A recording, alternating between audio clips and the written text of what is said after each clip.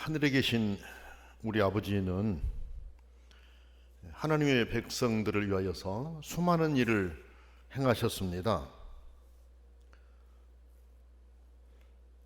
아브라함을 택해서 자기 백성이 어떤 모습으로 살아야 하는지를 알게 하시려고 훈련하면서 교훈하셨습니다. 그의 아들 이삭과 야곱을 통해서도 하나님의 사람들이 가져야 할 마음의 자세를 알게 하셨습니다. 그들이 살아간 그 과정이라든지 하나님께서 그들을 어떻게 인도하셨는지를 우리가 보게 되면 하나님께서 자기 백성들을 어떻게 훈련하시는가, 어떻게 하는 것이 주의 은혜를 입을 수 있는 길인가 하는 부분들을 배우게 됩니다. 그리고 애굽에서의 구원의 사건을 통해서 하나님이 자기 백성을 얼마나 사랑하셨는지를 우리는 구체적으로 알 수 있습니다. 애굽에서 그 백성들이 고생하고 있을 때 하나님께서 그들을 구원해 내시는 그 과정들을 보게 되면 하나님 아버지의 사랑이 얼마나 강했는지를 우리로 알게 하십니다. 그런데 이 과정들을 보면 그들이 뭐 다 잘해서가 아닙니다. 그들이 배은망덕한 행위를 했더라도 측은히 여기는 마음으로 항상 그들과 함께 계셨고 그들의 신음을 들으셨고 그들에게 새로운 길을 주셔서 살게 하셨습니다. 다시 말하면 자격이 있어서 그들을 사랑하신 것이 아니라 자격이 없음에도 하나님의 주권적인 사랑의 근거에서 그들을 돌보시고 먹이시고 입히셨습니다. 그리고 그들을 가나안까지 인도하셔서 그들로 안착하게 하셨습니다. 우리들이 잘 아는 대로 불가능했던 일을 하나님의 권능으로 결국 출애굽시켰지 않습니까? 그래서 이 홍해를 건너게 하는 과정, 광야를 인도해 가시는 하나님의 특별하신 돌보심, 얼마나 하나님의 사랑이 가득했습니까? 그러나 백성들은 그 하나님의 사랑을 마음에 두지를 않고 자신들의 마음대로 행동하고 또 생활하려고 했던 것을 우리가 알 수 있습니다. 조금 어려운 일이 있으면 불평하고 원망하고 과거로 돌아가고 싶어 하고 했던 거 우리가 잘 알 수가 있습니다. 그렇지만 하나님께서는 그들의 그 모든 모습들을 알면서도 결국 인도하셔서 가나안 땅에 안착하게 하셨습니다. 물론 1세대들 가운데에는 여호수아와 갈렙만 들어왔었습니다마는 후손들이 들어오게 하셨습니다. 그 후에도 하나님은 항상 그들과 동행하셨던 것을 우리는 알 수 있습니다. 성경은 그 내용을 증언하고 있습니다. 무엇 때문일까요? 바로 그것은 자기 사람들을 끝까지 사랑하시는 하나님의 마음 때문에 그렇습니다. 요한복음 13장 1절 말씀을 우리가 보더라도 자기 사람을 끝까지 사랑하시는 주님의 마음을 우리가 알 수 있지 않습니까? 물론 맹목적으로 그들을 품으신 것은 아닙니다. 인격적으로 그들을 품으셨습니다. 설명하면 이렇습니다. 잘못이 있을 때는 매를 드셔서 회개케 하시고 그들이 회개할 때 다시 그들을 품으시고 돌보셨다라는 말씀입니다. 이게 인격적이라는 표현을 이렇게 제가 설명할 수가 있는 것이죠. 여러분, 무관심은 사랑이 아닙니다. 잘못을 그대로 방치하고 품어주기만 하는 거, 이거 진정한 사랑이 아닙니다. 그렇게 하는 것은 오히려 독이 될 수가 있습니다. 관심과 개입과 돌봄이 사랑입니다. 무관심한 게 어떻게 사랑입니까? 관심을 갖고 그들의 상황 속에 들어가셔서 개입하시고 돌보시는 거. 결국 관심과 개입과 돌보심이라고 할 때에는 그들이 잘못된 길로 갈 때는 그대로 두지 않으시고 잘못된 길에서 돌아오게 하는 것, 이것이 관심 아닙니까? 그게 개입이고 돌봄 아닙니까? 그렇죠? 우리 하나님께서도 자기 백성들이 잘못된 길을 걸을 때는 분명하게 책임을 물으셨습니다. 그리고 바로 서게 하셨습니다. 그 이후에 다시 그들에게 은총을 주셨습니다. 때로는 심판하셨습니다. 때로는 아프게 하셨습니다. 책망하시면서 그들이 바르게 서기를 원하셨습니다. 사랑하시기 때문에 그렇습니다. 아무튼 하나님은 자기 백성들을 그렇게 사랑하십니다. 잘못이 있을 때는 그들을 채찍하여서라도 바로 세워 서게 하시고 다시 은총을 주신 아버지의 사랑입니다. 그리고 하나님께서 행하신 일들이 잊지 않고 기억되도록, 그래 감사하며 살도록 하나님은 가르치셨어요. 오늘 말씀에서도 보면 자기 사람들을 책임지신 하나님은 그 백성들이 그 은혜를 알고 감사하기를 바라셨습니다. 그래서 그것을 절기로 정하여 의무적으로 지키게 했습니다. 지켜도 되고 안 지켜도 되는 그런 선택의 문제가 아니라 당위의 문제였습니다. 이렇게 하는 것은 짐이 되도록 하기 위함이 아닙니다. 짐이 되도록 하기 위함이 아니라 사랑의 강한 표현입니다. 그렇죠? 그렇게 해서 하나님께 묶어두려 한 것입니다. 그들이 기억하게 하고 감사하게 하고 그 마음으로 하나님 안에 있게 하시려는 하나님의 마음이라는 것입니다. 하나님께서 그들에게 베풀어 주신 그 일들을 생각하면서 하나님과 동행하기를 원하셨던 그 아버지의 마음이라는 것입니다.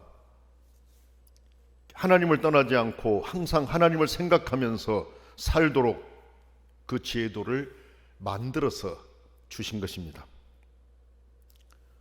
여러분, 매 주일 예배가 있고 저녁 예배들이 규칙적으로 있으니까 우리가 자신을 가다듬고 하나님을 예배하고 하나님께 더 가까이 나아갈 수 있지 않습니까? 그렇지 않습니까, 여러분? 너스 예배들을 통해서도 우리가 하나님께 더 가까이 나아갈 수 있지 않습니까? 만약에 그런 정해진 예배들이 없이 우리 스스로가 경건의 삶을 살려고 하면 잘 되겠습니까? 잘 되지 않을 것입니다. 실제 그렇게 될 수가 없습니다. 몇 번은 가능할지 몰라도 오래 가면 나태해지게 되고 결국은 하나님과 거리를 두면서 살아가게 될 것이에요. 그래서 정규적인 예배가 매우 중요한 것입니다. 그리고 그 예배는 많을수록 좋습니다. 여러분, 지금 코로나로 인해 가지고 모여 정기적으로 예배드리는 이 부분이 어렵다고 보니까 결국 성도들의 신앙이 예전 같지 않고 조금 많이 변해가고 있다라고 우려하고 있지 않습니까? 왜? 모여 예배하던 이 자세가 느슨해져 가고 있기 때문에 그래요. 믿음의 선배들이 물려준 좋은 전통은 따르는 것이 좋습니다. 그와 같은 신앙의 전통 안에서 우리의 선배들은 구원받았고, 그와 같은 신앙의 전통 안에서 우리의 선배들은 순교도 감당했습니다. 그리고 선배들의 그와 같은 신앙의 전통 안에서 교회는 부흥을 이루었습니다. 우리 선배들이 걸어왔던 그 좋은 전통, 우리가 지금 받고 있고 이 좋은 전통들 이어갈 수 있어야 됩니다. 하나님은 하나님의 사람들이 지키며 믿음의 길을 가게 하려고 소중한 가르침을 주셨습니다. 규칙적인 절기를 명하여서 지키게 하셨던 거예요. 가나안에 정착한 그들에게 이제 어떻게 하나님을 바르게 섬겨가고 하나님 은혜를 기억하게 할 수 있을까? 이것을 하나님께서 백성들로 하여금 지키게 함으로 기억하게 하셨다라는 거죠. 그것은 그 시대뿐만 아니라 시대가 변해도 따라야 할 엄숙한 명령이었었습니다. 그리고 그 후손들도 하나님 주신 명령을 따라 지켰어요. 그래서 그 명령을 받은 이스라엘뿐만 아니라 오늘 우리들도 하나님이 주신 아름다운 그런 일들을 지키면서 믿음을 세워가고 있습니다. 매우 귀한 일입니다. 그러면 하나님께서 기억하며 감사하면서 지키라고 하신 것들이 무엇입니까? 성경을 보면 매년 3번 하나님께 절기를 지키라 이렇게 말씀하셨어요. 이 세 절기는 무교절과 맥추절과 수장절입니다. 제가 이 세 절기에 대해서 간략하게 설명하면 이렇습니다. 무교절은 출애굽 직전 하나님의 명령에 따라서 무교병을 구워 먹었던 것을 기념하기 위한 절기입니다.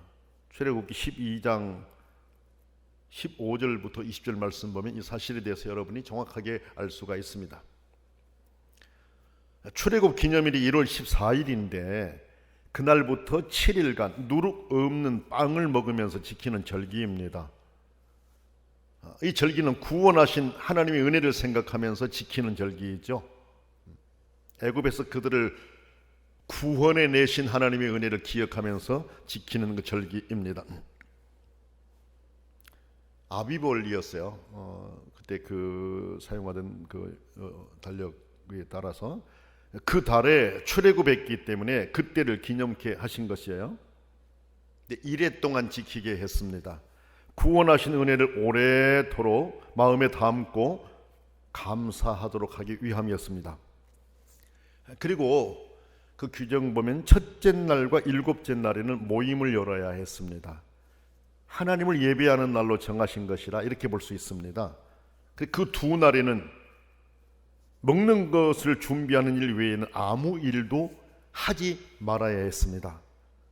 감사의 마음을 준비하여 드리도록 하기 위함이었다, 이렇게 알 수가 있겠습니다. 두 번째로 맥추절을 지키라고 했는데 이 맥추절은 봄 작물 수확의 절기를 의미합니다. 보리를 추수한 후에 하나님께 감사의 예배를 드릴 것을 말씀하신 것입니다. 그런데 이날은 7.7절 또는 오순절이라고도 합니다. 신약에서는 오순절이라고 하죠. 6월절 이후 7주가 지난 50일째 되는 날을 의미합니다. 맥추절에는 박곡식의 첫 열매를 하나님께 바쳤습니다. 신명기 26장을 참조하시면 좋습니다. 또 수장절이 있었는데 이 수장절은 모든 추수가 끝나는 가을에 큰 기쁨으로 지키는 절기입니다. 오늘날 추수감사절에 해당하는 절기라 보면 좋겠습니다. 이때는 초막을 짓고 그곳에서 생활하면서 출애굽 이후 이스라엘이 40년간 광야 방랑 생활을 했던 것을 기억하면서 지킨 절기였습니다. 그래서 일명 초막절이라고도 합니다. 그래서 집에서 나와서 이렇게 천막을 치고 생활하면서 그때 광야에서 지냈던 그 일을 기억하며 감사하게 하려는 것이었습니다. 후손들로도 그걸 기억하며 알게 하시려는 의도였었죠. 그러므로 이 세 절기는 모두 하나님께서 베풀어 주신 것들을 기억하고 감사하라는 의미가 담겨 있습니다. 구원하심에 대한 감사, 지금 우리와 함께 하고 계심에 대한 감사, 그리고 앞으로도 우리와 동행하시고 은혜 주실 하나님께 감사하라는 엄숙한 명령입니다. 그렇죠, 여러분? 자, 하나님께서는 다른 곳들에서도 그와 같은 말씀들을 주셨습니다. 한 예로 하나님의 백성들이 하나님의 권능으로 요단을 건넜는데 하나님은 그 순간을 기념하도록 하기 위해서 요단에서 12돌을 취해서 길갈에 세우고 장차 후손들에게도 길이길이 그 사실을 알리면서 하나님의 은혜에 감사하도록 명령했습니다. 하나님께서는 이렇게 하나님의 자녀가 된 성도들이 지난날뿐만 아니라 현재와 미래까지를 생각하면서 그 은혜에 감사하기를 원하십니다. 그리고 자신들뿐만 아니라 대를 이어가면서 하나님이 베풀어 주신 은혜를 기억하면서 감사하도록 하기를 원하셨어요. 그래서 하나님이 그런 명령을 내리신 겁니다. 자, 그러면 하나님이 절기를 지키라고 하셨는데 어떤 자세로 절기를 지키기를 원하셨습니까?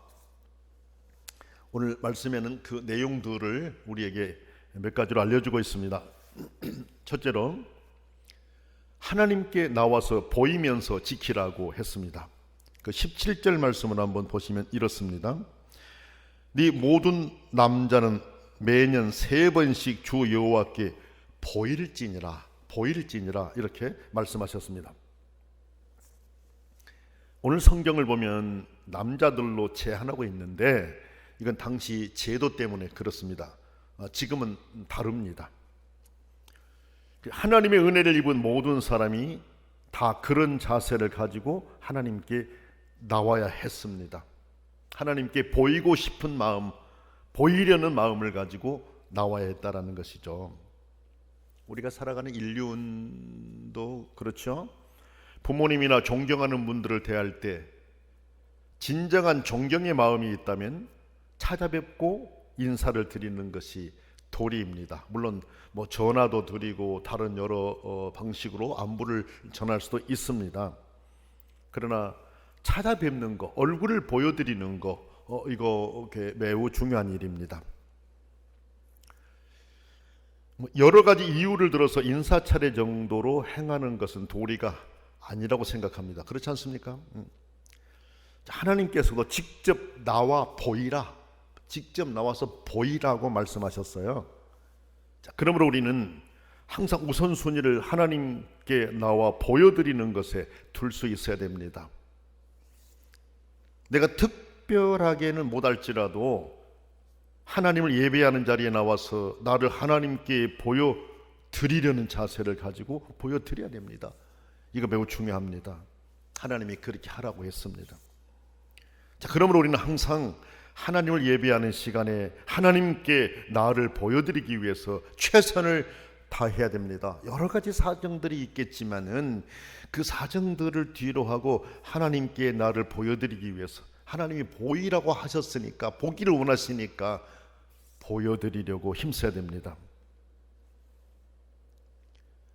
이 자세가 사실 하나님이 명령하셨기 때문에도 그렇지만은 우리 스스로도 내가 믿음을 가진 사람이라면 그렇게 하나님, 나를 보고 싶어 하시는 하나님 앞에 나를 보여드리려고 하는 그 자세, 준비하는 자세로 나와서 보여드리며 예배한다면 얼마나 귀하고 은혜가 넘치겠습니까? 그렇지 않습니까? 두 번째 말씀을 보면 빈손으로 하나님 앞에 나오지 말라는 명령입니다. 15절 말씀을 한번 보면 이렇습니다. 너는 무교병의 절기를 지키라. 내가 내게 명령한 대로 아비보월의 정한 때에 이래 동안 무교병을 먹을지니 이는 그 달에 네가 애굽에서 나왔음이라. 빈손으로 내 앞에 나오지 말지니라. 이렇게 말씀하십니다. 무슨 의미입니까, 여러분? 하나님께 나올 때 예물을 가지고 나오라는 의미입니다. 그리고 이를 더 넓게 해석하면 별 의미 없이 타성에 젖어 들이거나 헛되이 나오지 말라, 이런 의미가 됩니다. 하나님께서는 이렇게 정성 어린 마음의 자세를 가지고 정성껏 준비한 예물을 가지고 하나님께 나와 보이기를 원하셨습니다. 예수님께서는 어떤 말씀을 하셨습니까? 예수님은 마태복음 6장 21절에 이런 말씀을 하셨습니다.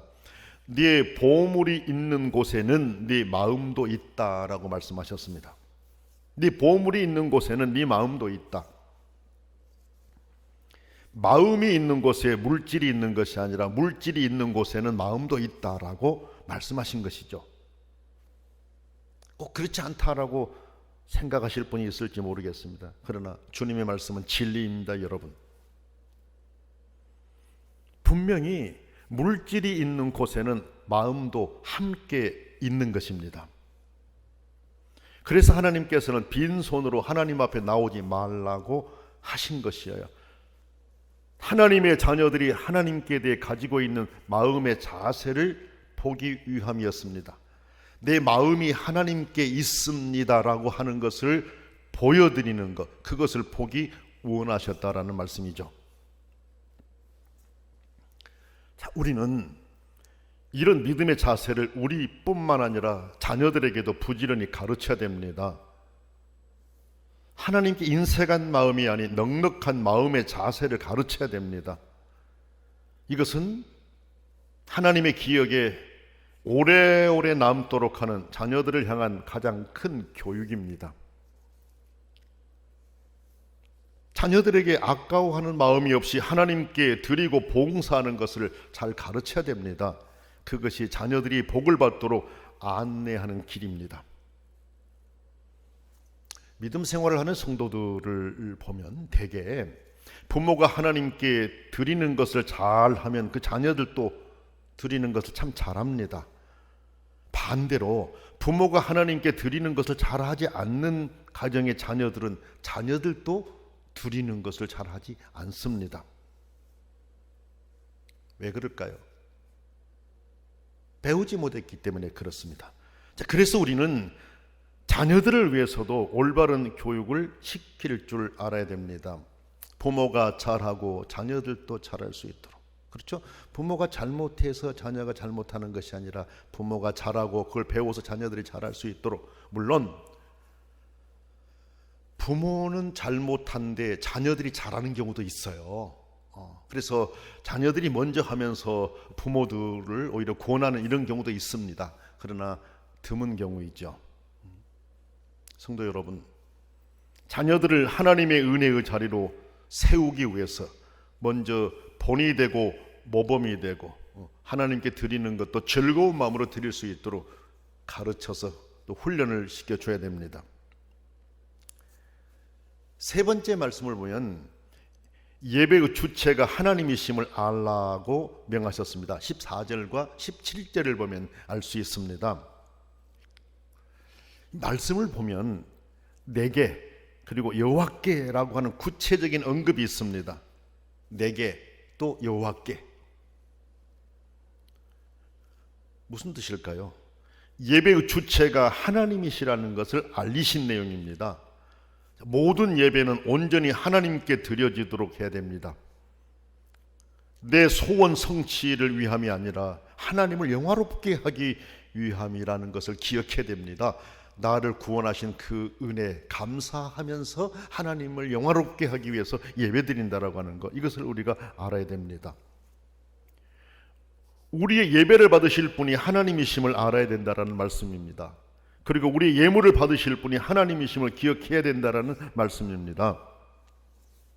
그렇게 될 때 우리의 자세는 크게 달라집니다. 여러분, 조금 그 어려운 사람에게 보일 때에도 우리는 매우 신중한 자세를 가지지 않습니까?